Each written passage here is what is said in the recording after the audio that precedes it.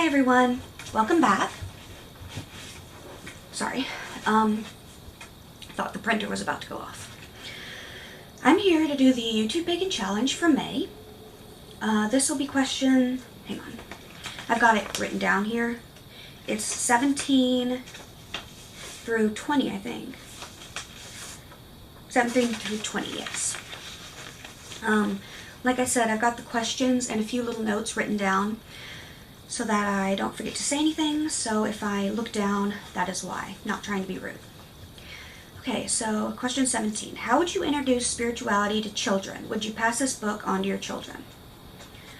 Okay, so as a parent, I think it is very important not to force your religion on your children, or anyone's children, or actually anyone at all. I think it's important to first teach children right and wrong before teaching them any sort of religion, paganism or anything. Sorry, my hair's bothering me.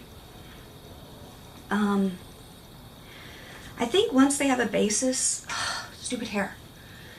Once they have a basis for what's right and wrong, they can better understand spirituality and religion.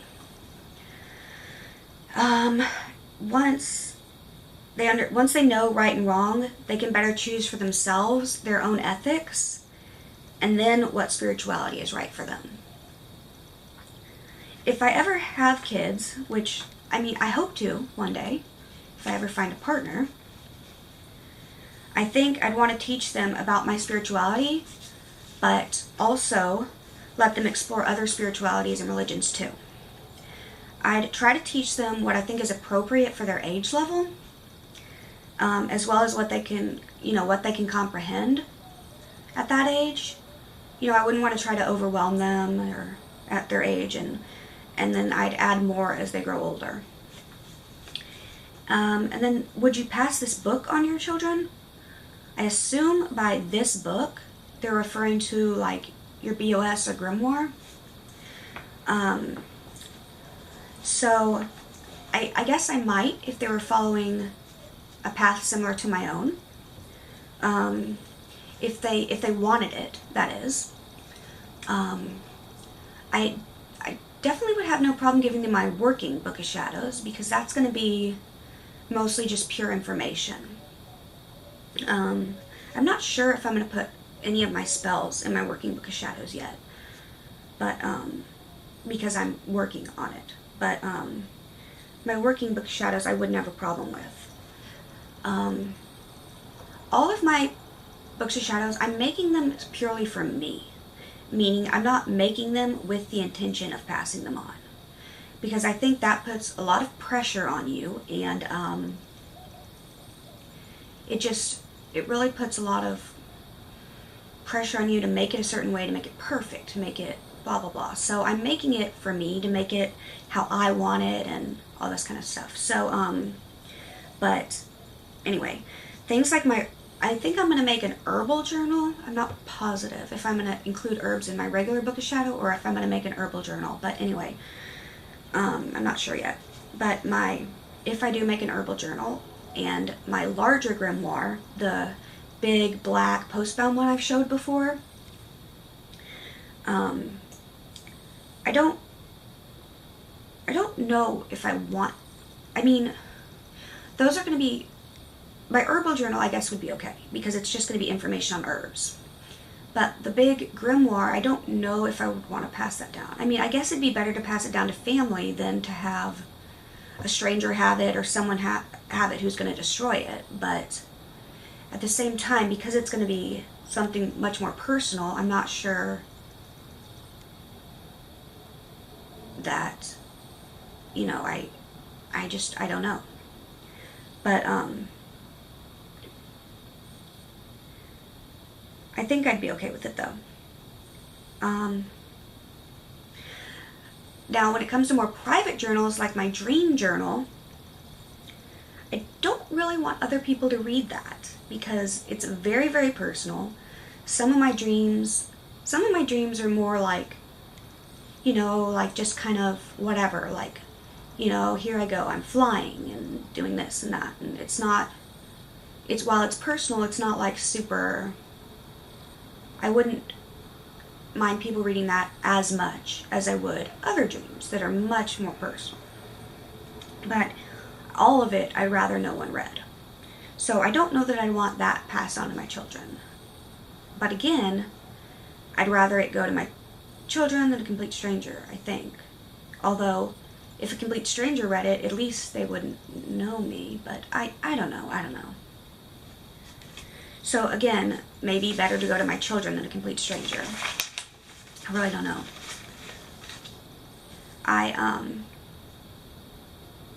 I guess it'd be better for it to be read after I pass on, maybe, than while I'm still alive. Okay, 18.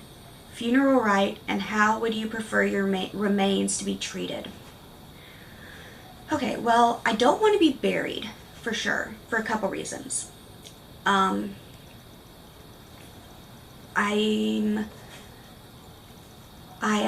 don't want to like, I don't want to go through the, what's it called? What is it called? The process where they make it so you don't rot? And they put like the formaldehyde stuff? What is that called? I can't remember.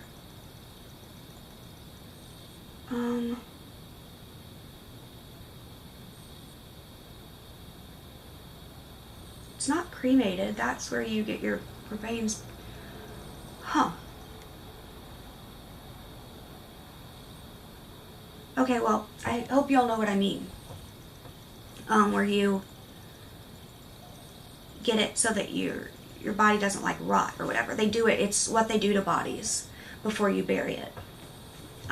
Anyway, I don't want that. I don't want that because it's a horrible, demeaning process. It's awful. I don't want that. I do not want that. Then, also, one of my fears is being buried alive, which I know is like ridiculously unlikely to happen, but I just don't want to be buried because of that. I just feel like I just don't want to be buried. So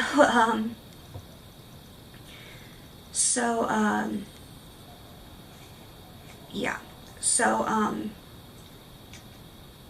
let's see. So then I decided I wanted to be cremated, but I don't want like my family to fight over my remains or something and end up getting my remains like split up, you know, and not have them all together. I don't want my family to be like, okay, I'm going to take half of her and I'm going to take half of her, or I'm going to take a quarter and all this shit, and have my remains get split up. So what I want is to be cremated and have my ashes turned into a tree. There is a company that does that, and I don't know exactly how it works, if they like mix your ashes with tree seeds or what, but they do something to where your ashes are somehow mixed with tree seeds or something, and then you're buried, and then your ashes grow into a tree. I think that's a very nice idea, because then it's like you die, but you're reborn into a tree, sort of. Rites, 19. Rites for the birth of a child, adoption, naming, and blessing ceremonies. Okay, I am so far from being ready to have a child right now that I've never given this much thought. I think a blessing ceremony or protection rite would be nice, but I don't really have any specific ideas on what I would want to do for that. A naming or adoption ceremony could be nice too. I don't think I wouldn't want to do anything like a wickening, because I would feel like I was forcing my child into a religion that they were much too young to choose for themselves. I was baptized when I think I was 10, maybe. I don't remember exactly, but I know that I was old enough to know that I didn't want it, that my parents were sort of forcing me into it. I was scared when it was happening. I was like, oh my gosh, I was so nervous, feeling, I felt like this is the wrong thing to do. I was already sort of on at the very beginnings of my pagan path. I was like, this is the wrong thing to do, but I couldn't talk my parents out of it. I was like, I don't want to do this, and I didn't try super hard to talk them out of it because I knew it was what they wanted. So I sort of, I told them I didn't want to, but I didn't try super hard to tell them I didn't want to. I told them a couple times, I don't really want to, but they were like, well, this is how you become a Christian, and da-da-da-da-da, and I was like, okay, I guess. So, I went through with it, and I wouldn't want to do that to my child, So, anyway, number 20, coming of age rites and customs for the stages of life. Well, this is sort of a similar question. Like the child blessing ceremonies and things, I think that this can be nice if someone chooses to have it. I, again, don't think they should be forced on someone or something you feel you should have to do. After I first came to Wicca, I did a sort of dedication ceremony once I had decided paganism was right for me. I think I might have been 10, probably more like 11 when I did it. And I wish I had written something down in my BOS at the time, so I'd at least have the date of when I actually did it. Because now I can't really remember. Like I said, I can't even remember if I was 10 or 11 at the time. It was sort of a combination of a dedication and a coming into the craft and paganism ritual. It was basically just me saying in front of the god and goddess that this is the path I'm choosing, and choosing to follow and devote myself to, and dedicating to learn as much as I can. I've actually been kind of considering doing a rededication ceremony for a while, but I want to wait and make sure that I'm doing it at the right time. And make sure I'm doing it right. Yeah. Let's see. Oh, right. I wrote down about hand fasting. I also think it'd be cool to do a hand fasting one day if I find a partner who is willing and respectful of the practice. I don't think I'd have to necessarily marry someone who is pagan, marry or have a hand fasting with someone who is pagan, but as long as they respected me, my practice, were supportive, I'd have to find the right person to perform it, of course, and all that, but make sure all the details were right so that I'd feel really comfortable and it was just as I wanted it to be, or everything. But yeah, so I think a hand fasting could be really cool.